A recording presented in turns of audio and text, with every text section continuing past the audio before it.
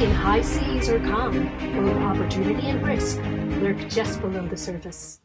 Answers require in-depth analysis. Welcome to BlackFin Group's Shark Cage podcast, where experts dip below the surface of important industry issues in search of hidden opportunities. Good day, folks, and welcome to the Shark Cage BlackFin's podcast series. My name is Keith Kemp, President and CEO of BlackFin. I will be your host today. To start, I first want to thank our sponsors.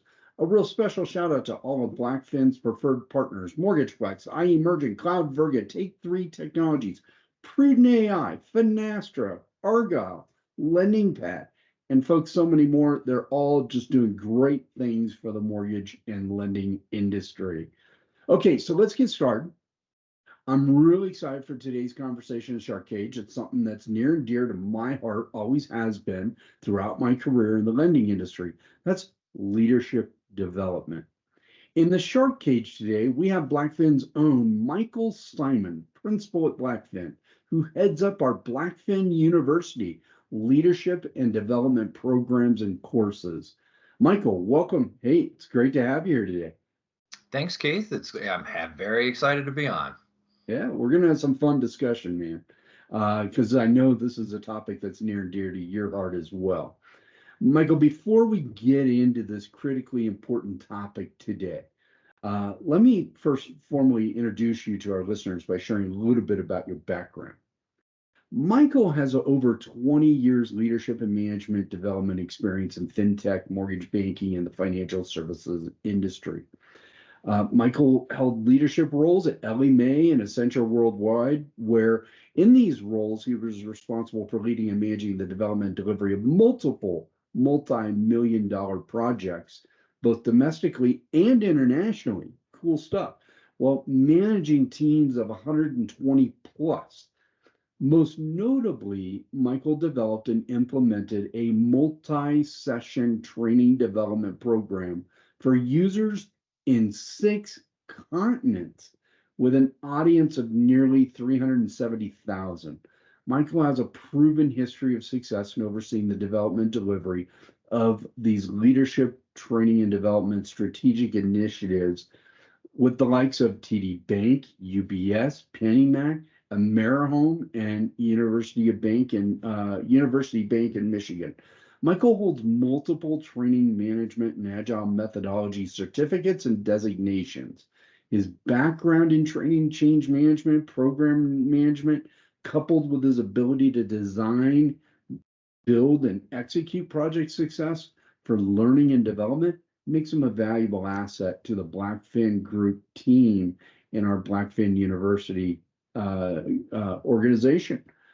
He's been with BlackFin for nearly 5 years. I consider him a friend, a great colleague, and somebody I just really enjoy talking shop with. So all good things, Michael, but it's really great to have you in the Shark Cage. But let me just jump in here with some questions, and because I'm really interested to hear your answers or your perspective at this point in the marketplace. What would you say, given that landscape and background of your tremendous perspective of leadership and development in the financial services space, what would you say are the biggest issues when it comes to businesses, financial services businesses, and their approach to leadership development today? I know you and I are continually talking about leadership development strategies and the gaps in leadership development today.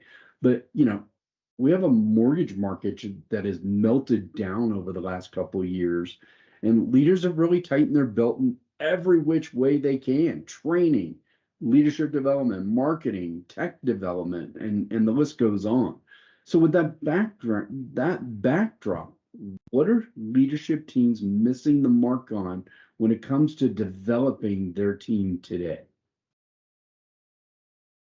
That's a great question, Keith. And first of all, I just want to interject and say thank you for the wonderful introduction. That's very, very kind of you to do that. It's all you, man. You did all the work. I almost feel like I should hire myself. So getting back to your question, again, this is a good question. And from my perspective, looking at the lay of the land when it comes to financial services companies, there's really three things that jump out to me. The first one, and they're all separate, but they all kind of tie together. And I'm going to start with identifying, nurturing leadership talent, right? Because leadership is really, in my estimation, leaders is at all levels of an organization. And so the question to be asked is, what is that institution, what is that company doing to identify and nurture their leadership? And inherent ingrown talent. And from my perspective and what I've seen, there isn't a whole lot of identification and nurturing of that talent that's going on. And for me, I would start first and foremost right there, right? Because there is a lot of hidden gems that are sitting within the four walls of any company. And what is that company really doing to grow and develop it? Because too many times we see, and this is a very historical thing, too many times we see that there is some type of vacancy. And so what the firm does is they tend to hire the person that has been around the longest, or they're really good at doing ABC, or they have the best numbers. So let's go ahead and let's put them in this position. And I'm here to tell you, and I'm sure that all of our audience has personal stories where they themselves have seen this, and so we can all attest to that's not enough. That is absolutely not enough, right? You need to put the right people in the right positions. And simply because that individual has good numbers or has been around a long time, that's not enough. That's not going to do it, right? And so they need to get ahead of the curve and say, hey, you know what? I think this person might have the skills and tendencies to be that person that we need to take that next step. Let's go ahead and let's grow them into that position rather than just go ahead and throw them on an island and just say, good luck to you, right? Yeah. Does that make sense? Oh, it totally makes sense. And quite frankly, it just burst on my consciousness about this scenario that I was in as a executive at one of the larger originators pre 2008. I remember we had, I don't know, 65, 70 different sales managers nationwide. And every once in a while, we'd have a vacancy come up in one of those roles. And believe it or not, just as you just highlighted, it would be the top producers who'd say, hey, listen, I want to be a leader and I want to be the sales manager. I want to apply for that. Do you have any recommendations or coaching for me, or things I should be aware of? And the response I always had to give them is, hey, listen, as a top producer, you're focused on you and your success. But the problem is when you become a leader, not the problem, but the opportunity is when you become a leader, you have to turn your focus off of you and onto your team. You have to stop thinking about you and your success and start thinking about how you're going to manifest success in your people. That's the true essence of leadership. And I literally forgot about that till you were highlighting your perspective as to the gaps going on today. And I was always met with, oh, wow, I never really thought about it that way. They just thought that it'd be an easier, cushier job making more money.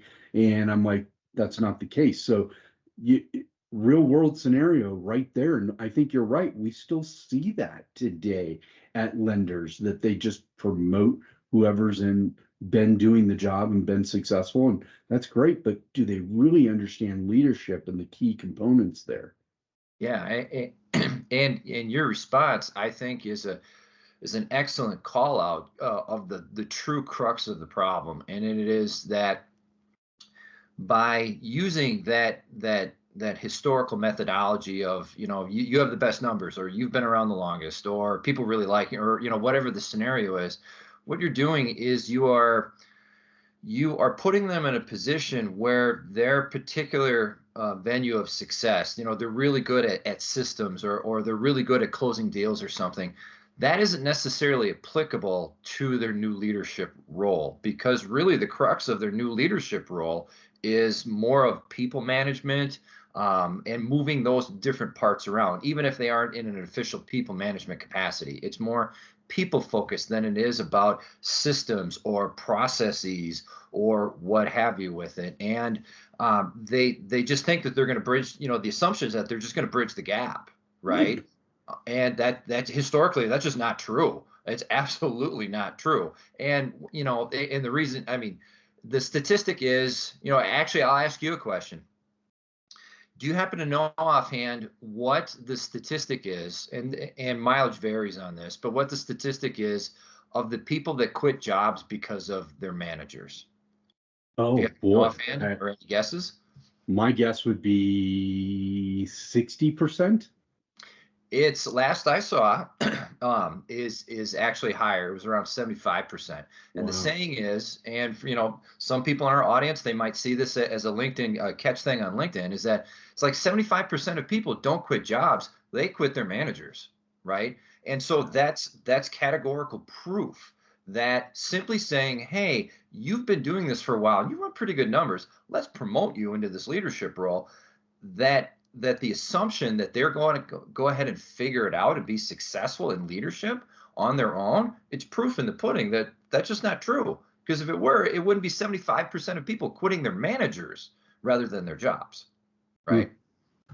So it really comes down to that strategic planning and you got to be thinking of it in terms of succession planning, right? Not succession planning for you as an owner of a company or the leader or key executive of a company, but succession planning in terms of all the different manager roles that you have underneath you, and really having a plan for who are some of the people that we've identified that are, that are showing leadership tendencies, Yes. and let's focus on them. So strategic planning and leadership development is really key.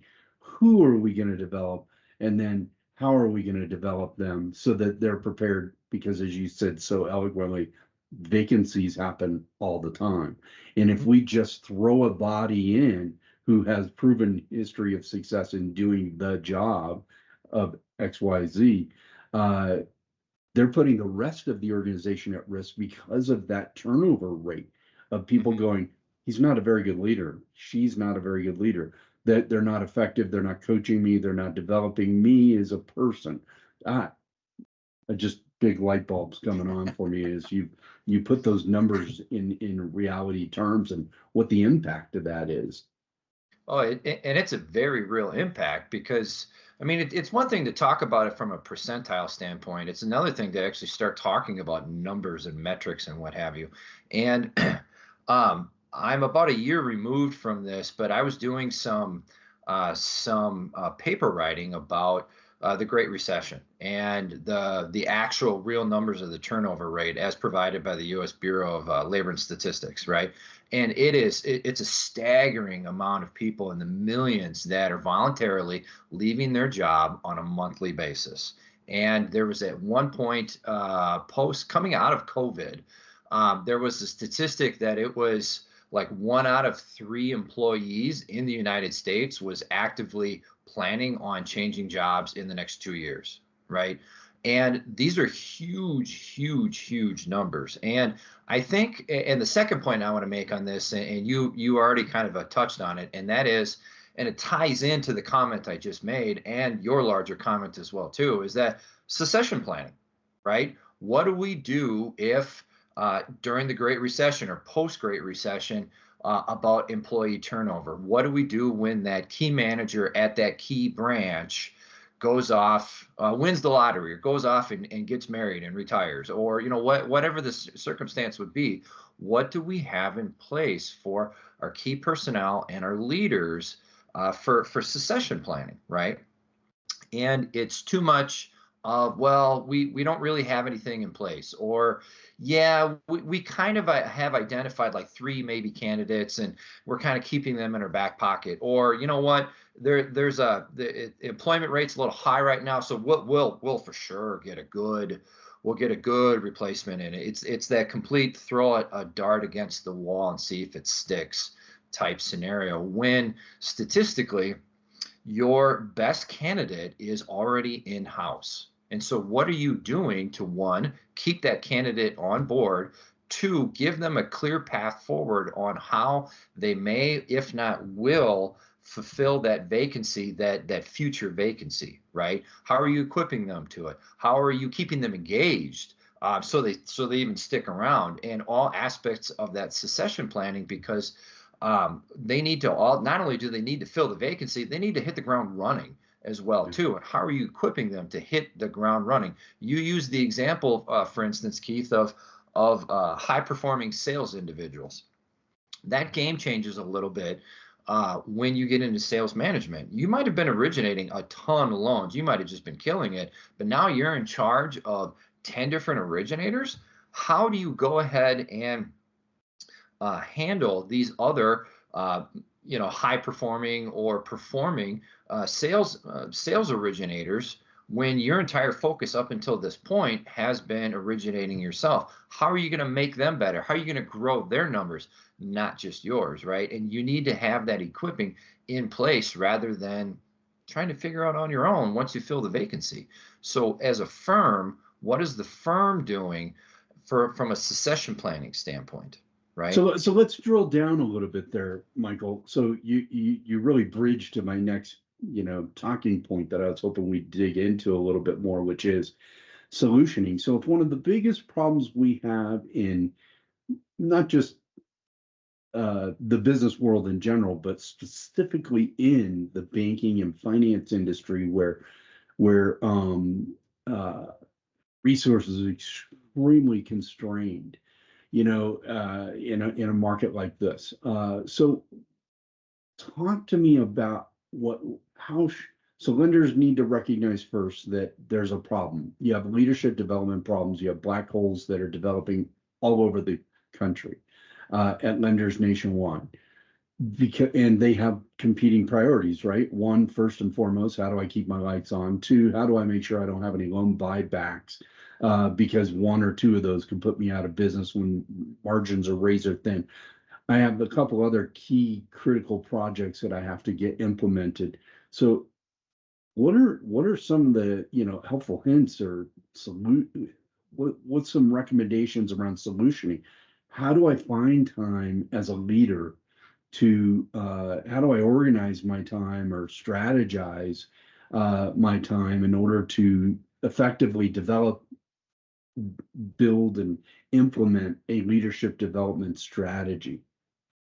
That's a great question. And ultimately, to paraphrase it down to a very simple phrase, is that, so I have these needs. What do I do about it, right? How do I go ahead and solution this? And we, make a little plug here for BlackFin University, but we talk about this and across our different offerings, right? Leadership development, our succession planning as well too. But ultimately, for me, how I would answer that is a couple of salient points. One is start with looking at your culture. Is your culture conducive to doing this? Is it a dog eat dog world, or does everybody play nice together? Or is the culture one of building up, or is it incredibly cutthroat, right? Where does it land in that space? Because that sort of mitigates, well, you don't want to necessarily take an approach that is also requiring you to reinvent your culture at the same time, right? So it needs to align with culture, how you go ahead and solution it. But drilling down into that, based on what the culture is, you go ahead and you put a continuous improvement plan in place, right? And that is going to have a systemic benefit across the nature of the company, right? Because there's been a lot of studies about this across the world, longitudinal studies, in fact, and that is that there is a direct correlation between learning and development, aka continuous improvement, and employee turnover rates. And it's not just a United States thing; it's absolutely worldwide. And so, as a leader, I would ask myself the question: is that what is the continuous improvement offering within my company? right? For and this gets back to leadership, and this gets back even to just your frontline employees that are truly in a leadership position with it. What is continuous improvement look like for them? Do they feel they have growth opportunities via learning and development? Can they grow their skill set? Maybe it's a hard skill, maybe it's a soft skill. For leaders, how do I become a better leader? How do I become a better people manager, right? Mm. Um, and what is put out in front of them. And if you really want to score big and hit a home run, what you do is you start creating paths or pathways forward for the different roles: people manager, leaders, frontline employees, back office employees, et cetera, et cetera. And you start putting these paths forward with them. So the employee, given whatever their position would be, to say, hey, this is how I grow in my skill set. This is how I grow as an employee. This is how I grow within the company, right? I Does love that it. make sense? It totally makes sense. And it made me take pause there, because what I hear you saying is, too often organizations can be heads down in their leadership development and say, or actually, quite frankly, they can be too heads down in making sure that their employees check the box with their continuing ed, right? What That's our program, is we have continuing ed classes that they have to take. We need to get those certificates and update them in our systems accordingly, HR systems. But you need leadership needs to take a step back and take a broader view of the culture, of the intentional paths that have been developed in order to develop people, put them on a career path. And once people feel like they're on a career path, is what I hear you saying, they're going to feel more fulfilled, more obligated to their responsibilities. They're going to be more vested in the success of the organization because they know they're on this career path that's going to give them other alternative opportunities to take on more responsibility, which comes with, additional financial benefits. You increase your responsibility and value to the problems you solve for an organization, the more they're going to pay you, right? So Yeah. I really like your perspective of leadership needs to take a step back, stop talking about the tactical things that you do from a leadership development standpoint, like continuing ed classes, take a more broader approach to say, what's our culture of continuous development? I just, it's all coming home. And for me, as I listen to you, Michael, it's bigger and broader than just a development course and sending an executive to a class or a leadership course at BlackFin University to say, go learn about change management and the keys to change management so we can lean on you when time comes to implement big systems or big changes in our organization. No, it's got to be richer than that. Did I summarize that correctly? Absolutely. Absolutely. And just so this, kind of drive this home with our audience, we, you've mentioned this already. We deal a lot with financial services firms, right? So, and in that space, let's talk about a generic scenario. So you have a team of individual contributors. Some of them have been around for a while. Some have been maybe recent hires. You have people of all sorts of different age ranges. You probably got some 20 somethings, some 30 somethings, some 40 somethings. You have a manager that's been probably doing this for a while, but they got promoted from within, what have you. So in that typical scenario of financial services, you tend to see a manager that is overworked, that is either intentionally or unintentionally in a position where they're managing metrics. They're not managing people. As long as the numbers are good, goal is hit, target is hit, the expectation within a certain, deviation of it is hit. That's fine. That's really what the bottom line is, right? And you have in the individual contributors, be it front end, back end, what have you, that they're very numbers focused. I got to close X, or I got to get this many out the door, and I got to be in the office 3 days of the week. It's all super numbers focused, and they tend to be, financial services. You know this as well as I do. It tends to be your hair is on fire. You're trying to do three things in a very, very, immediate time frame, right? And that is absolutely catching 100% of your attention. And so put yourself in these types of shoes in this scenario, and what is your path forward? What does your future look like for 5 years?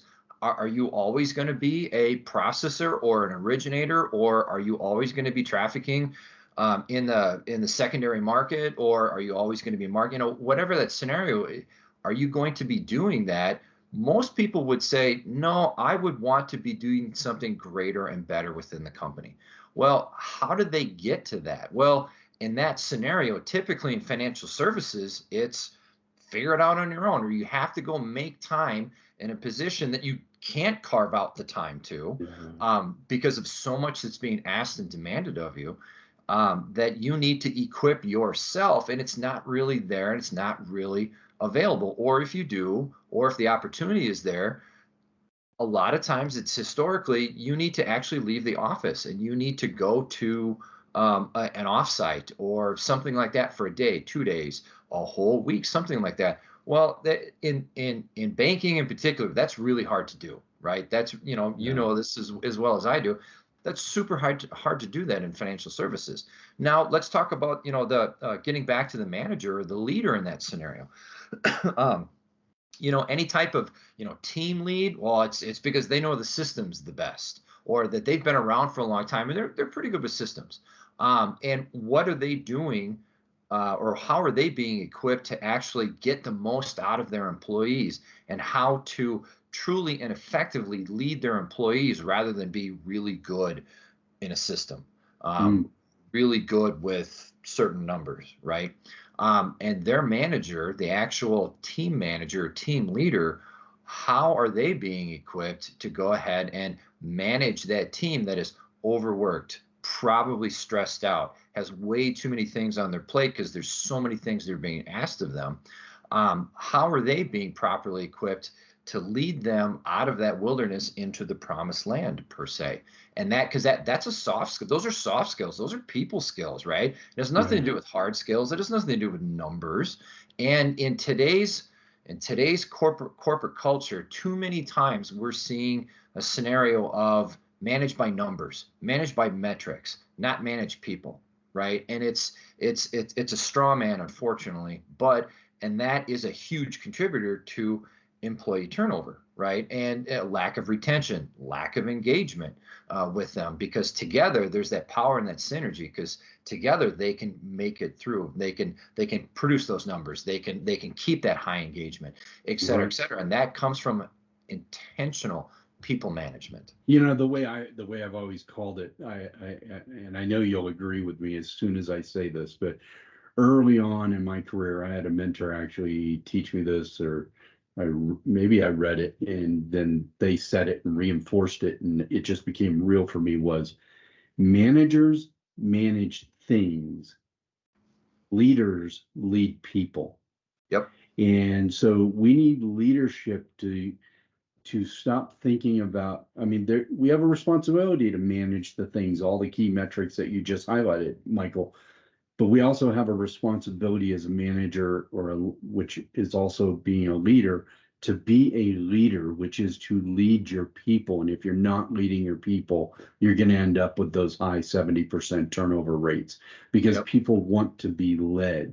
They need to feel they're on the right track. They're doing the right things. They're developing, they're improving, they're contributing to a higher level, to the greater good of the organization. So I always say, again, managers manage things, leaders lead people, and you're going to have far more impact in your organization's bottom line when you're leading people, than just heads down managing things and tasks and numbers.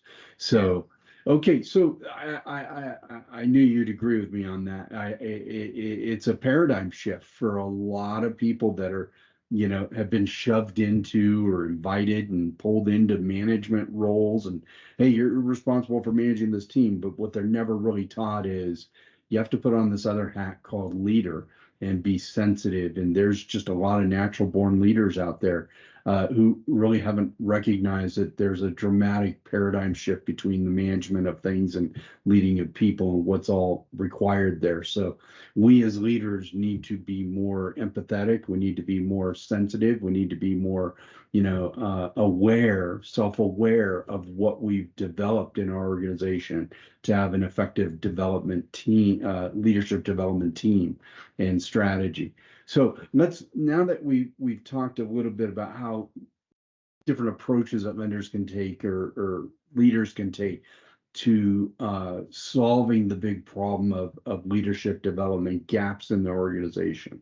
Talk to me a little bit about the benefits that ultimately an organization is going to realize when they take a very pointed approach toward leadership development in their organization. What are the downstream benefits that they're going to be able to really recognize both short term and long term? I think we've hit on them, a couple of them, scattered throughout this call, but I know for me early in my career, every time my company invested in me to take a leadership course, it certainly helped me from a retention standpoint. But what are some of those real day-to-day things that the executive team's going to be able to realize from an ROI standpoint with an effective leadership development strategy?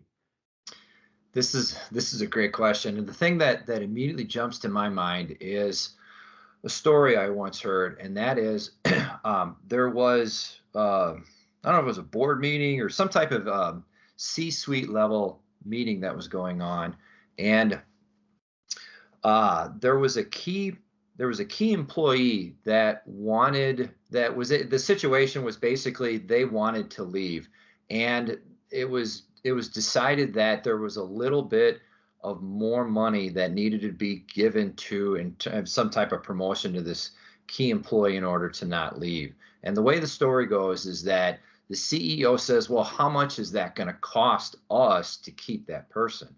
And the point of the story is that is 100% the wrong paradigm.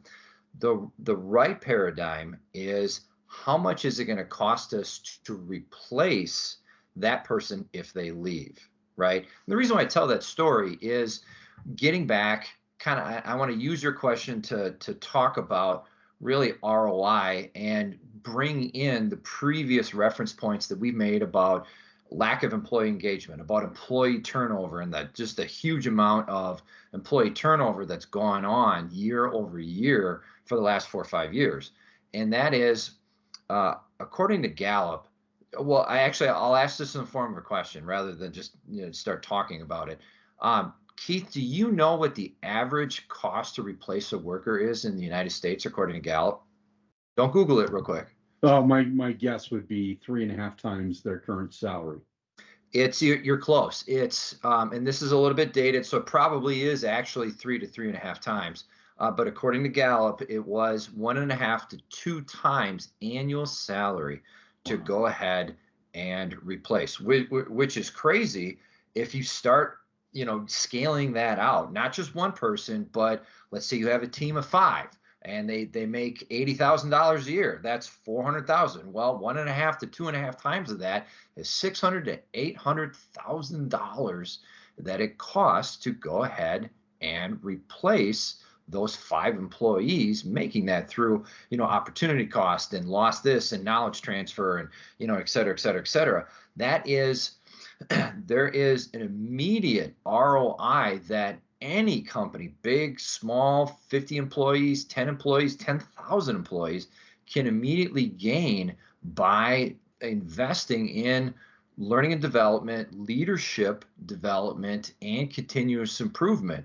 Because again, there is a huge amount of studies out there that say employee engagement increases dramatically with those things in place, particularly continuous improvement. And therefore, employee turnover drops when employee engagement is hire. If you want to keep, so that the sum of it is that if you want to keep your employees around, invest in them through leadership development, through learning and development, through continuous improvement. And there's an immediate ROI in reducing your employee turnover. And frankly, there's an unspoken ROI that's, excuse me, that's out there that is a little harder to track, but and that is if you keep them around and they grow, how does that benefit the company? It benefits them almost exponentially because maybe they stay around and 3 years later they go ahead and they launch a new branch and that new branch turns out to be wildly successful, or maybe they go ahead and turn out to be 5 or 10 years later the new lead in an entirely new business vertical, right? All sorts of, and unfortunately those can't be tracked in terms of ROI or some type of necessarily hard metric, but I think everyone listening can reasonably agree that if you keep your team around, your employee core around, rather than engage in medium to high turnover, that the company is just going to benefit from it. There's going to be a synergy. There's going to be a lot of gained knowledge and shared knowledge and what have you, right? And part of my thought process goes to the customer experience, right? Whoever their customer is, they're going to benefit because they're dealing with an employee that's satisfied, that's fulfilled, that's enjoying their work, that's committed to the vision, mission, and values because they know that they're being enriched personally through their own development within the organization. I mean, they're just, this just strikes me on all the different fronts of where the ROI is going to be recognized by an organization. That is really good, Michael. And here's another example, and I know this is going to be near and dear to your heart. I'll throw out a question to you. What is the approximate failure rate of change projects? Well, I know this all too well just as a change management expert. According to the Project Management Institute, PMI, a worldwide known organization, it's anywhere from 65 to 70% of all projects fail. Now, don't flat out fail, but they don't hit their goals. They don't hit their objectives. They don't hit the outcomes that were expected to be hit from an ROI standpoint. So I do know the answer there. Very good. Excellent answer. And for our audience, right, for those listening, start applying that towards, scale of projects, right? You may not necessarily be a national bank that's implementing a $100 or $500 million new LOS implementation. You might be bringing in like a new CRM for your staff of 30, right? And that's maybe that's a 5-digit or even a 6-digit project. That's a lot of money to risk adoption issues or just overall project failure with it. And so getting back, and I bring this up because if we get back to leadership development, as you know this as a change management expert, Keith, is that leadership sets the tone for the change project, right? And if you're equipping your leaders, then that is setting up that change project for a better or higher success rate, if not flat out success, because you're doing a better job of leadership development and equipping your leaders, right? And then there's continuous improvement. Maybe through continuous improvement, you're scaling out what basic change management is within your organization, right? And so they can then become change champions rather than necessarily change resistors, right? That equipping is there, and that can come through continuous improvement. You don't necessarily need to go out and bring in a change management team in order to usher in successfully that change. You can grow that from within by making learning and development and continuous improvement offerings, which frankly is one of the reasons why we offer a change management class, not so we can go ahead and certify people what it's like to be, ProSci or anything like that. It's so they can know and understand the building blocks of what successful change management looks like and all of the potential pitfalls that are in there. That's exactly why we have that as an offering, right? Yeah, that you're absolutely right. It's a foundational understanding that we're trying to, make sure that organizations have and be able to, like you said, a building block. This has been absolutely insightful, Michael. I'm just as you know, it's a topic near and dear to my heart. As someone who had to kind of fight through the ranks and learn myself early on, and then surround myself with good mentors from a leadership and development standpoint. But Michael, I just thinking about our time, being sensitive to people's time. I want to thank you. You've highlighted some really key points that leadership teams need to be thinking about when it comes to the leadership development of their organization, making sure that they have a strategy and a plan in place, what they need to be, and also what they need to be looking for in learning and development programs within the new age of learning. I know you have an exciting topic. Maybe we'll cover that the next time about micro learning. We live in a day and age today where people's attention spans are, as short as a gnat. And because of that, we have to develop training and learning programs that are in micro delivery methods. So we'll definitely get to that on another topic, future discussion. But you've really underscored what I appreciate that you're doing here at BlackFin University with helping people get a great foundation of wisdom and understanding and leadership development. And I want to thank you for that and your commitment to our client success when it comes to deploying any of these programs and offerings. So, Michael, any last words that you have to share with our listeners? Excuse me. Yes, and that is in closing. Invest in leadership development, invest in building and growing your people at all levels, not necessarily, middle management or upper management or even the C-suite.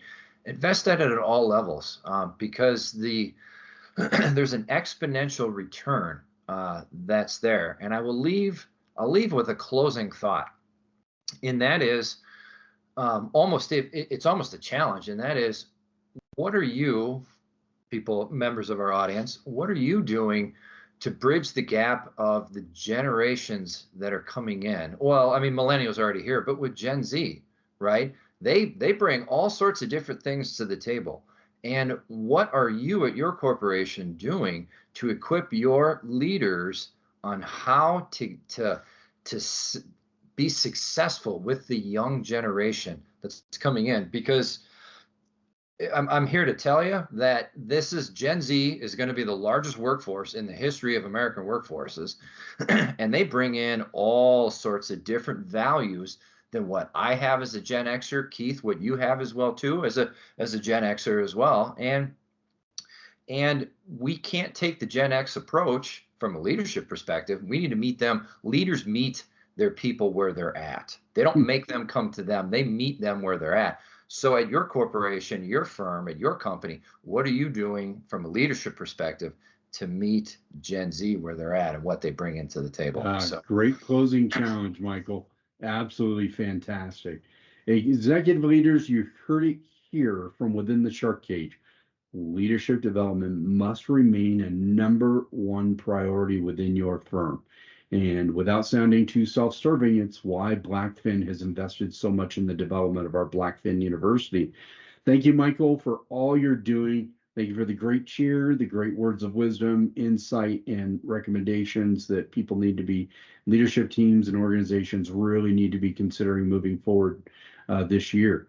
Folks, if you need a team to help build, manage your learning programs, or you need consulting to develop your firm's learning strategy, or you need some key leadership development courses, go to www.blackfin-group.com. You can easily click on BlackFin University and learn more how Michael and his team are helping lenders nationwide. Until next time, this has been another exciting episode in the Shark Cage. I'll see you soon, Michael. Thank you. Cheers. Thank you. Thank you for joining us in the Shark Cage. To be a guest on a future episode, send an email to info@blackfin-group.com. To find out more about the show or the information provided in this episode, visit BlackFin Group online at www.blackfin-group.com.